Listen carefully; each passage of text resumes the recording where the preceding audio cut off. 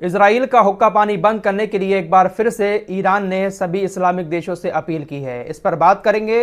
इसी बीच एक फतवा भी आ चुका है गाजा के लिए और यह फतवा सभी इस्लामिक देशों को लेकर आया है।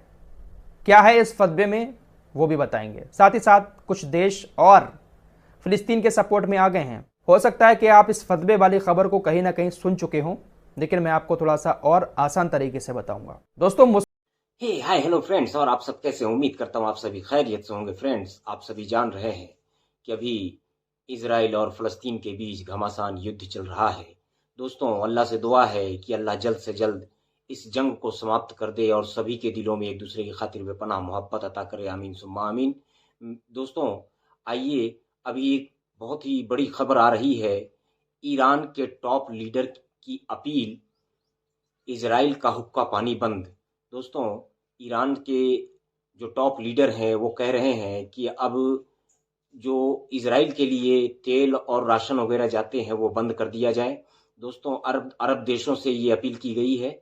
आइए जानते हैं हमारे फराज मलिक साहब की ज़बानी इस पूरे न्यूज़ को। दोस्तों, ये वीडियो हमने लिया है मेरा सफ़र चैनल से, इस चैनल का, और इस वीडियो का लिंक हम अपने डिस्क्रिप्शन बॉक्स में दे देंगे। आप सभी से गुजारिश है कि आप इनके चैनल पर जाकर इन्हें भी सब्सक्राइब कर लें और अच्छी अच्छी जानकारी देखें। आइए सुनते हैं इजराइल का हुक्का पानी बंद, फराज मलिक साहब की ज़बानी। इजराइल का हुक्का पानी बंद करने के लिए एक बार फिर से ईरान ने सभी इस्लामिक देशों से अपील की है। इस पर बात करेंगे। इसी बीच एक फतवा भी आ चुका है गाजा के लिए और यह फतवा सभी इस्लामिक देशों को लेकर आया है। क्या है इस फतवे में वो भी बताएंगे। साथ ही साथ कुछ देश और फिलिस्तीन के सपोर्ट में आ गए हैं। हो सकता है कि आप इस फतवे वाली खबर को कहीं ना कहीं सुन चुके हों, लेकिन मैं आपको थोड़ा सा और आसान तरीके से बताऊंगा। दोस्तों, मुस्लिम उलेमाओं का एक इंटरनेशनल समूह है। इसका जो मेन मुख्यालय है वो कतर के अंदर है। इस समूह की स्थापना शेख यूसुफ अल कराधाबी ने की थी। इसी समूह ने अब गाजा के इन ताजा हालातों को लेकर एक फतवा जारी किया है इस्लामिक देशों के लिए। गाजा के अंदर इतना सब कुछ हो रहा है, इस्लामिक देश खामोशी के साथ बैठे हुए तमाशा देख रहे हैं, इसीलिए एक फतवा जारी हुआ है।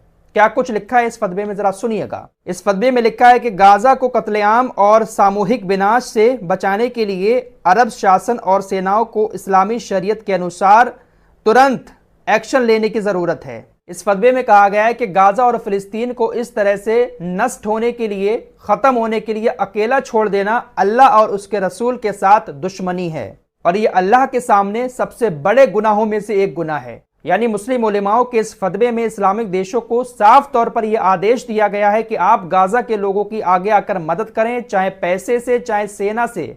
अगर इस वक्त में आप लोग गाजा को ऐसे ही मरने के लिए छोड़ देंगे तो ये अल्लाह के नज़दीक सबसे बड़ा गुनाह है और ये अल्लाह और उसके रसूल के साथ दुश्मनी है। अब इस फतवे को क्या सारे मुस्लिम देश मानेंगे? इस फतवे में खास तौर से 4 देशों का नाम लिया गया है: जॉर्डन, मिस्र, सीरिया और लेबनान।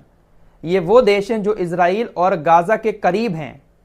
फतवे में कहा गया है कि इन चारों देशों को तुरंत सैन्य कार्रवाई करनी चाहिए और यह कार्रवाई शरीयतन भी उन पर जायज बनती है। शरीयत के अनुसार इन चारों देशों को सैन्य कार्रवाई इजराइल के खिलाफ करनी चाहिए। यह बड़ा फतवा जारी हुआ है। अब देखते हैं कि भाई इस फतवे का असर किसी देश पर होता है या नहीं होता है। फिलहाल ईरान ने एक बार फिर से हुक्का पानी बंद करने की मांग कर दी है। ईरान के टॉप लीडर अयातुल्लाह खामेनेई ने सभी अरब देशों से अपील की है कि वो तुरंत इजराइल का राशन और तेल बंद कर दें। इससे इजराइल घुटनों पर आ जाएगा। जाहिर सी बात है, जब तेल बंद हो जाएगा तो ये टैंक वगैरह जो घूम रहे हैं इजराइल की सेना के, ये कैसे चला पाएगा? ज़्यादातर तेल जो है वो अरब देशों से ही इजराइल के अंदर आता है। बाकी तेल का एक भंडार रूस के अंदर भी है और रूस भी ऐसे वक्त में शायद इजराइल को तेल ना दे, क्योंकि रूस लगातार फिलिस्तीन के समर्थन में है। तो क्या अयातुल्लाह खामेनेई ने ये जो अपील की है, इस अपील का असर, इस फतवे का असर सभी इस्लामिक देशों पर होगा? वैसे अगर सभी इस्लामिक देश मिलकर सब कुछ हुक्का पानी बंद कर दें इजराइल का, तो इजराइल घुटनों पर आ सकता है। लेकिन आपको एक बात और बताऊं, अक्सर कई सारे लोग ये बात करते हैं कि सऊदी अरब तो पास में ही है इजराइल के और हर साल वहाँ पर तकरीबन 35-40 लाख मुसलमान हज के लिए इकट्ठा होते हैं। तो यहूदियों को डर नहीं लगता है कि इतने सारे मुसलमान एक साथ इकट्ठा हुए हैं? मेरे दोस्तों, इजराइल तो ये चाहता है कि 40 की जगह 50 लाख, 80 लाख, 1 करोड़ मुसलमान हज करने आए। आपको पता है सऊदी अरब के अंदर 80% चीज़ जो है ना वो इजराइल की बिकती है। हाजी लोग यहाँ से सऊदी अरब जब जाते हैं और जितनी भी इस्तेमाल की चीज़ें खरीदते हैं उसमें से 80% चीज़ें इजराइल की होती हैं। तो इजराइल तो चाहेगा ना कि ज़्यादा से ज़्यादा भीड़ इकट्ठी और उसका सामान बिके। तो सऊदी अरब जैसे और भी बहुत सारे देश हैं जो इजराइल की चीज़ों पर पल रहे हैं, इसलिए शायद वो इजराइल के खिलाफ कोई सख्त कदम नहीं उठा पा रहे हैं।